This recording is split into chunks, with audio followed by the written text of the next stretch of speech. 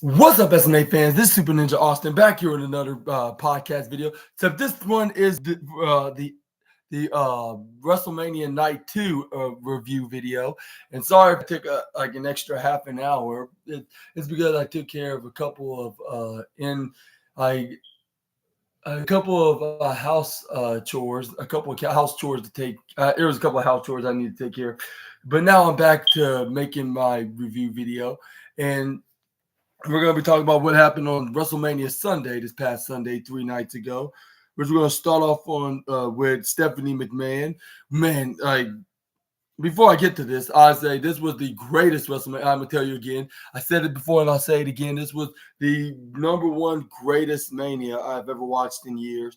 And introduced the fans to WrestleMania, saying like welcome to WrestleMania. And she did exactly like what Triple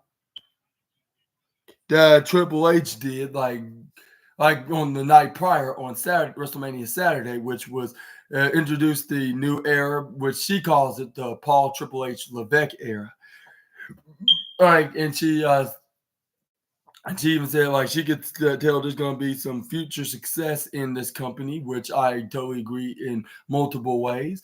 But yeah, this is where we finally got the first match of the night, which was the opener, which was Seth Rollins versus Drew McIntyre for the World Heavyweight Championship, with CM Punk as a special guest commentator, which he's not going to be the only one. He was the first, but he wasn't the last.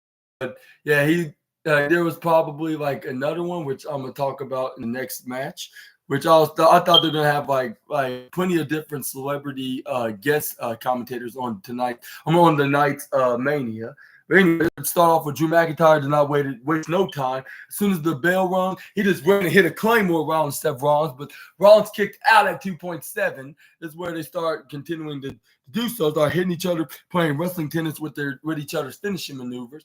And even with Seth Rollins' now signature move, which is inspired by his mentor Triple H, which was the pedigree, and also try to go.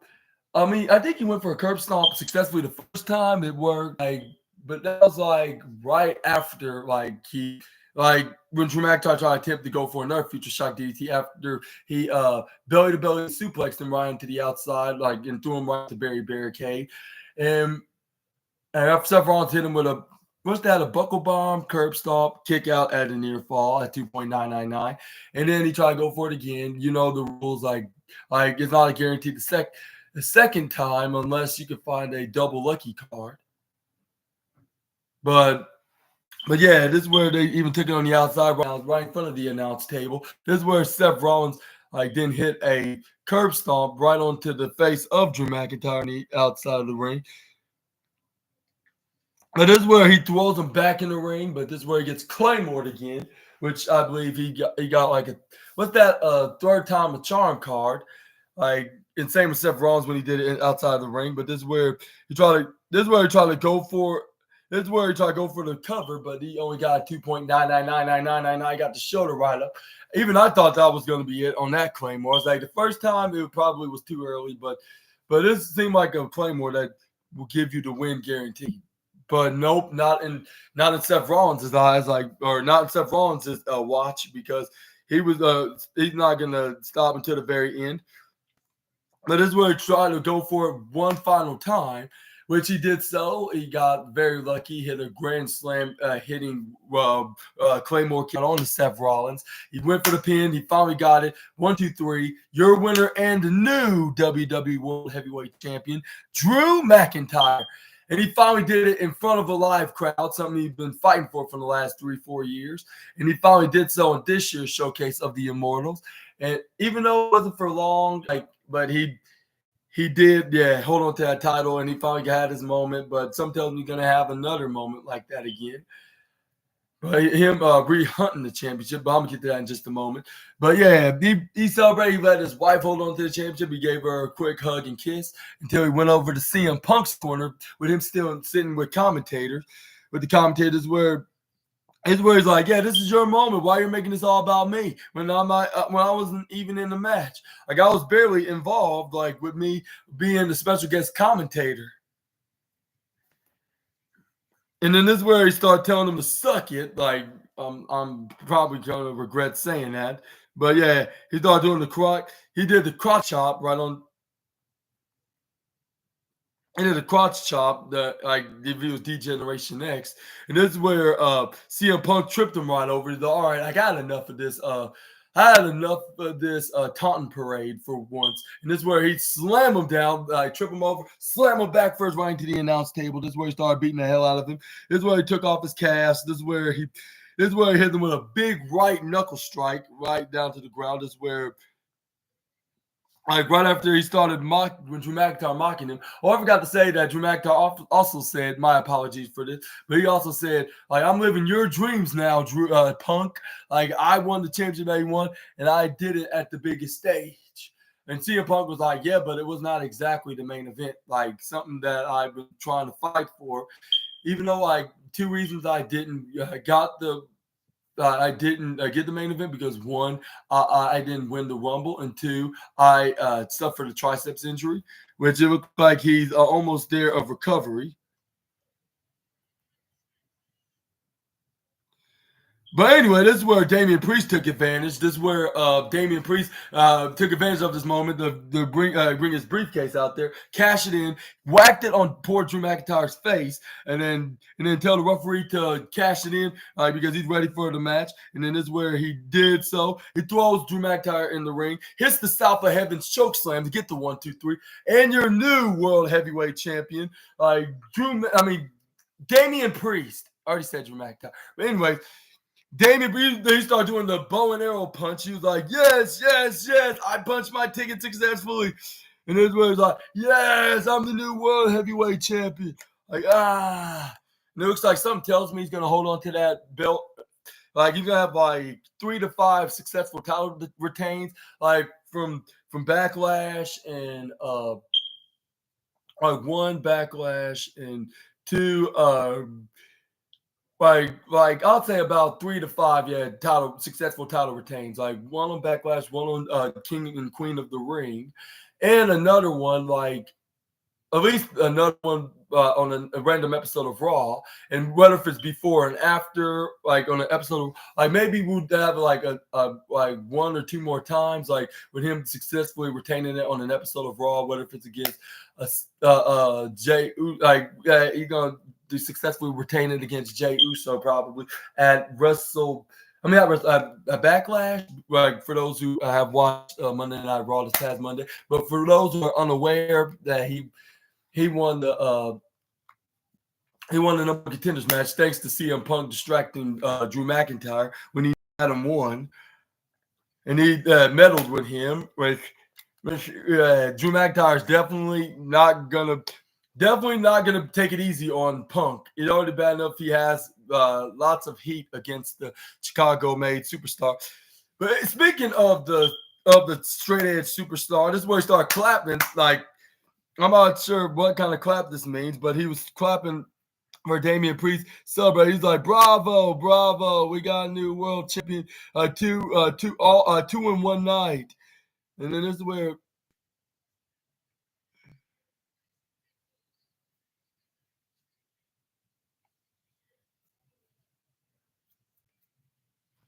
And then this is where they all celebrate with CM Punk kind of doing so with him too. This is where we got what's it called? This is where we had the next match, which was the Street Profits and Bobby Lashley of the Pride taking on Karrion Kross and the Authors of Pain of the Final Testament. Like which we had a special guest referee, which was Bubba Ray Dudley. And also, Bubba Ray Dudley was a special guest referee. And we also had Snoop Dogg as the special guest commentator. Like, and I was like, wow, like I was like I thought it was just for the CM Punk match, but it seemed like they also add in him to be the special guest commentator for this match because I guess he's a Bobby fan, I guess you could say. But yeah, I I just can't. Yeah, I was like, wow. Like, are they gonna have like all kinds of celebrities? Like, I wouldn't be surprised if George Kittle would be the special guest commentator for Bailey's match against Io Sky, which he didn't. He was not the special guest commentator for that match, but he was cheering her on though. But I'm gonna get to that in just a moment. But this is where we get started with the match where the Authors of Pain and Karrion Kross start just jumping in with kendo sticks, start beating the hell out of them with them, like start beating the holy hell out of both Montez Ford and Angelo Dawkins, and then this is where Snoop Dogg was being absolutely incredibly entertaining on commentary. I was thinking, I was like, hopefully he gets a gig at WWE as some kind of a personality, just like Simon Miller said. Like, I agree, Simon Miller and the Great One, yeah. I think they did say that. Like, they need to hire him as some kind of a wrestling personality, whether if he's a commentator or perhaps a commentator or perhaps a wrestling manager, like of some sort. Yeah, like a very famous wrestler. I don't know who it could possibly be. He could make a very successful. He could play a very successful wrestling manager. Like, if he ever get to be playing that role. But anyways, it's where he was like, oh, come on, where's the other teammate Bobby at? Like, Bobby, get back up. And me and my mom was very cracking, and even my brother and sister-in-law was even laughing at this too, because it was very hilarious. Yeah, like, he's just very entertaining. Like, whether if he's in music or some different other show, I don't know, like being a special guest star, like even if it's in a sitcom, like he plays a very successful actor, music performer, and even some kind of other personality. Like, I was thinking to myself, like, heck, like how come he's not in the stand-up comedy? I mean, it probably wasn't his. It probably wasn't his speed. Like, it wasn't his he probably was thinking like he couldn't even think of any good jokes to save his life. This is coming out naturally with him speaking like this in this role as a special guest commentator. But anyway, this is where they hit a double power bomb. They crash both Montez and Angelo Dawkins to get right onto their backs. This is where and then this is where Karrion Kross and the Authors of Pain stacked Montez and Angelo Dawkins together. This is where he was like, whoa, like, they can't stack them like that again. Like, I was dying with laughter.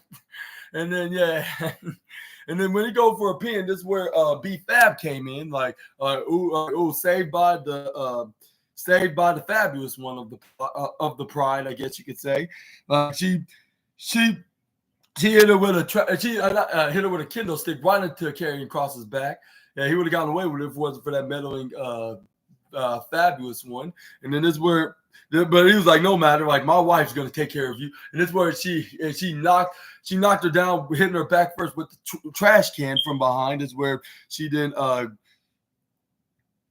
then this where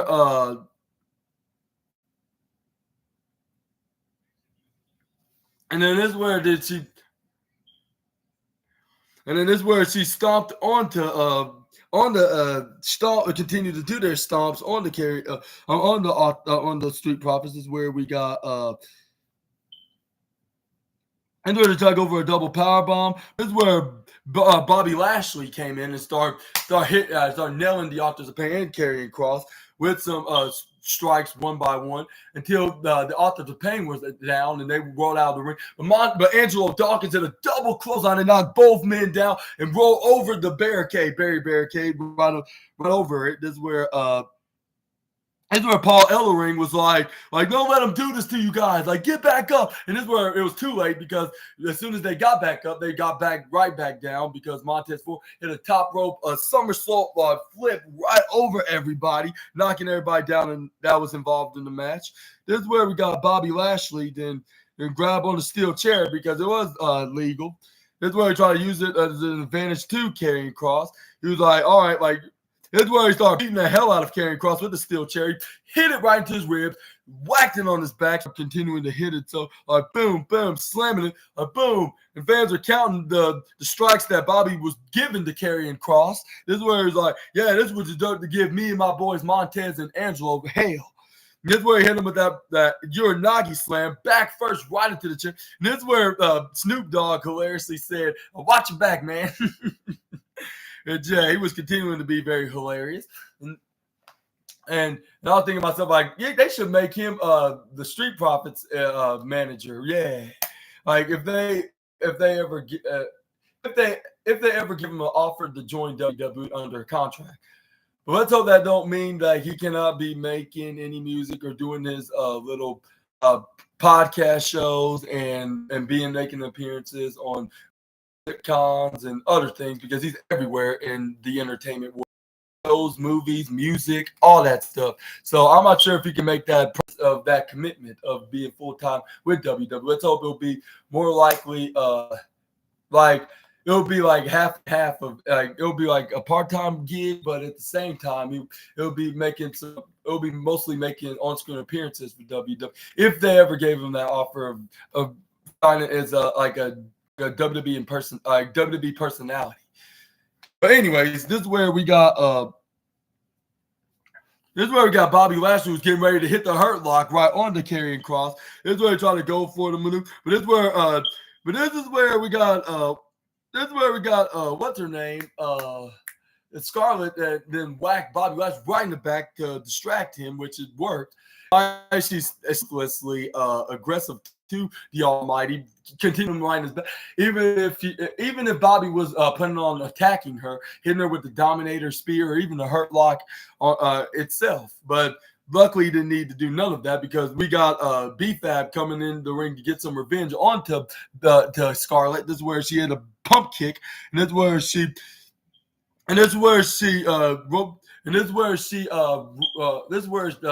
rolled out of the ring. This is where she followed her out there into the apron.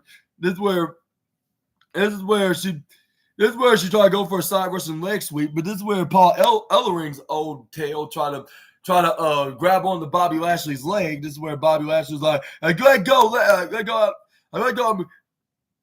And then this is where we got B-Fab to hit the side Russian leg sweep onto Scarlett, right to the table, but she landed hard onto the table as well. But this is where Karrion Kross taking advantage of the help of his new manager, Paul Ellering, hit a big forearm right to his face, and then hit a spinning back suplex right into the middle of the ring. I was like, oh my goodness. I was like, and then this is where it was, I guess, Snoop's favorite move, because he just liked that name, and he loves the way it's hit, like when you like doing a back or doing the forward suplex. I just like that move. I wouldn't be surprised if that's going to be either a signature or finishing maneuver if he did ever wrestle again, except in a full-length match, rather than being in substitute for somebody that spraying their quads. And I bet y'all wondering what am I referencing, if y'all haven't known already. Yeah, I haven't known what happened last year at WrestleMania, when the last time Snoop Dogg was there, like, except they were in his home state of Kenya. But anyways, this is where Karrion Kross picked up Bobby Lashley. This is where he tried to DDT him, which he did so much made him blink. And he's trying to go for a pin, but this is where Bubba Ray counted 1, he counted 2. But this is where Bobby Lashley kicks out immediately at 2.2. Karrion Kross started getting pissed off at Bubba Ray. This is where he was like, come on, like, try harder than that. I thought you were more better than this, Bubba. Like, and that's where Bubba Ray's like, what? I just counted 2. Like, I'm just doing my job. And no, like, that's supposed to be 3. And this was like, no, like 2, 2, 2. And this was like, no, 3, 3, 3. And he started pushing him. And this is where he cornered him right against the upper right corner. This is where Bubba Ray's like, you just really pushed me. Like, I may be semi-retired, but don't let the stats fool you. Like, when it comes to getting physical, I don't back down from a fight. And then this is where he put on his glasses. This was like, did you yeah, like he put on his glasses that he used to wear in his old days in the ECW. This is where fans were chanting ECW, like when he did that. This is where Bobby Lashley then waited for Karrion Kross to turn around for him to spear him right into the ground. This is where we got the Street Profits got back in the ring. This is where Bubba Ray was like, all right, like Bobby, like, and this is where Bobby's like, Tez, and then this is where Tez tells and then this is where no wait, before I get to there, I want to say like real quick that Montez Ford and Bobby Lashley grabs on to Karrion Kross's legs, like when Bobby got Karrion's left leg while Montez got his right, and then this is where they did the move that Bubba and Devon used to do, like when they were an active tag team in WWE. This is where Angelo Dawkins did the headbutt right into the groin, just like Devon used to do, like boom, right into his right into the groin. This is where we got Bubba was like Bobby, and then this is where like, you know what time it is? And this is where Bobby Lashley was like, oh yeah, Bobby, and then he was like Tez, and then Tez was like Angelo, and then they said together like, get the tables, and then they did got the tables, and they started they did the little shove each other, like, but yeah. And then this is where they got the tables. They got the like this is where they doing in the ring. This is where they placed it up. Well, at first one set of tables, like of the family reunion set of tables, like broke in half. That was a one. That was one minor blooper of the night, like perhaps the hilarious blooper of the night. But anyway, this is where they had to get rid of that, and they had to get a new one to put up. This is where because as soon as they try to put it on Karrion Kross, it just broke in half. This is where Bobby Lashley and Angelo Dawkins just punched him a little, and this is where they got a new one. This is where they. Before they put them on the new table, this is where Montez Ford was repeatedly hitting Karrion Kross with the kendo stick repeatedly, like boom, boom, boom, boom, boom, boom. Make sure he does not get back up after that. This is where we got this, and this is where Pat McAfee and Snoop Dogg was like, whoop that trick, like if Trick Williams was there. But unfortunately, he wasn't there tonight on that night. He was on the night prior for NXT Stand and Deliver, like when he defeated Carmelo Hayes. This is where we got this is where Montez Ford like, rise up in the heavens, and this is where we got Bobby Lashley and Angelo Dawkins picks up Karrion Kross, put him up right on the table. This is where Montez Ford did go for that flying to the heavens frog splash. This is where we got Bobby Lashley go for the pin with Bubba Ray counting the cover of 1, 2, 3, and your winner of tonight's match, the Pride of Bobby Lashley and Montez Ford and Angelo Dawkins of the Street Profits. And this is where Snoop Dogg was celebrating with the Pride members, like with them, yeah, let's get it on. I bet they celebrated that night with some gin and juice. Like that sounds very delicious. That sounds deliciously nice to have after celebrating a hardworking and well-deserving victory like Bobby Lashley and the Street Profits. Even though some might say that Karrion Kross and the Authors of Pain like would have benefited better than the Profits and Lashley would have, but at the same time they're just getting started. Like Triple H have to do a reset to these guys because on their last runs they weren't really known that much, like until they got brought back recently, and yeah, like, and he's trying to do a little reset, and you're gonna probably see him winning multiple WrestleManias, just not this WrestleMania here. But they just got back from getting fired by Vince McMahon from the mass releases and from the past couple of years, and yeah, they're trying to get back to their footing. Yeah, so it's not like they got completely buried by losing to Bobby and the Profits. It was still a feel good moment. Like it didn't even matter who was going to win as long as it was going to be a contest, which it was, and what's his name just added the flavor into this match. Snoop did with some gin and juice. Okay, I'm just kidding. But yeah, they start celebrating with them. I bet they had some gin and juice like in the back room celebrating. This is where we move on to the next match. Like, but But yeah, what are your thoughts on the match with the Pride against the Final Testament? Do you think it was?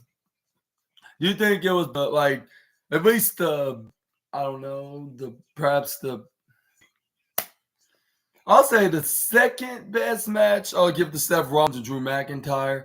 I'll say the third best match of the night. Do you think it's second or the third best match of the night on y'all's opinion? Let me know in the comments down below. I know it's the third best because Rollins and Drew, even though it was a short match, but it still delivered, like in a way. Like it's still something that you would like to watch. Like no matter if it was for a championship or not, or whether if it was in the main event or not. Whether if it's the opener, mid card, main event, like whatever it may be, like it was something that you would it was something that you enjoy, like watching. Which I'll say, yeah, give this the third best match, unless I'm mistaken. I should give it to another match. You know what? Maybe Bailey versus Io Sky deserved the third best match. Like I want to correct myself on that, but next up we had the WWE showing the class of the 2024 Hall of Famers, like which was Paul Heyman, Bull Nakano, the U.S. Express of Barry Windham and Mike Rotunda, uh, uh, Thunderbolt Patterson and Muhammad Ali. But it was Muhammad Ali's widow, and oh yeah, and Lia John, not Lia, what's the name? Leah Maivia, yeah. And then it was her mom was there to support her mother and The Rock's grandmother. But yeah, this is where we got the LA Knight versus AJ Styles match up next. This is where we start off the match. This is where they start going back and forth playing wrestling tennis until AJ Styles got the upper hand and started beating him and hitting every single move he got. But LA Knight was kicking out, and this is where he tried to go up right on the top rope. He grabs onto the knee pad of LA Knight. This is where he started messing with it even more. Started hitting some drop kick, hit a drop kick right onto his leg, hitting his knee right into his leg. He's like, like now, who you chanting yeah now? This is where he started saying to the fans, like, who you gonna be chanting yeah now to? And this is where fans are like LA Knight, yeah. And this is where they start continuing doing so until LA Knight. This is where when AJ Styles trying to pull his legs back and try to swing it, but until he pulls his legs right out of the corners of right the side of right on the side of the ring post, and he pulls him right forward, hitting AJ Styles' face right into the ring post, right into the bottom right corner. Here's what LA Knight then and started trying to barely regaining his balance. This is where then he but this is where he grabs his legs. This is where he stomps his right hand right into his stomach. This is where he exposed the floor right with bare concrete right into solid bare concrete right on it. This is where he tried to go for a power bomb right onto his back, but AJ Styles countered it and flipped him over to a body drop back first, hitting LA Knight's back right into the bare solid concrete. I was like, hopefully he's doing okay, even though I find him a bit cringy and goofy, but hopefully he's not injured. Like, and let's hope we won't see him out for a while. Let's hope it's just the minor bruise that he took into the spot.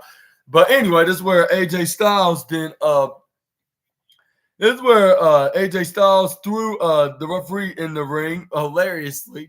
This is where AJ Styles like, come on, count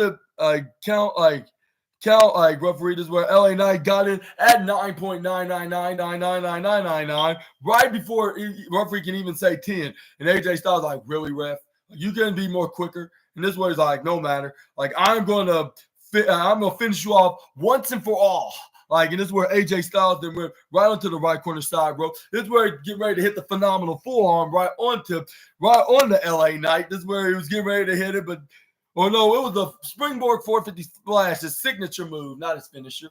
But this is where LA Knight got the knees up, like right when he was hitting the 450 right on him. This is where LA Knight got back on his feet. It was like, nothing's not gonna bring me down. You know, it's not gonna bring the megastar down. This is where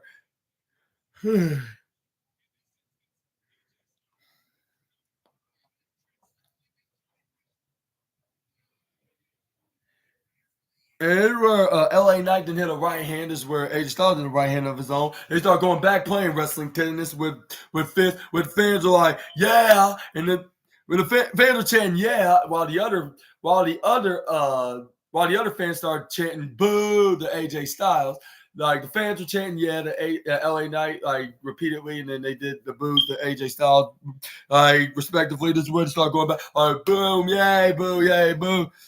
And then it's where LA Knight they're hitting some his version of the bionic strike punches until he tried to go for a clothesline. Until AJ Styles duck out of the way. This is where he hit the Pele kick right into the head of LA Knight. This is where LA Knight just stepped right back. This is where AJ Styles like, I got him right where I want him. Like, yeah. All right, this is my moment. This is where he tried to clothesline him. This is where he gets flipped over by. This is where he gets flipped right over in the right corner side, but this is where AJ Styles like, no, man, he may flip me over, but he don't know what I'm about to do then. Like, which that wasn't really true because once he tried to go for that move, Knight move out of the way. This is where he gets. This is where he tried to go he tried to hit him with the phenomenal form. He moved out of the way. This is where LA Knight moved out of the way. This is where AJ Styles flips right into the ring. This is where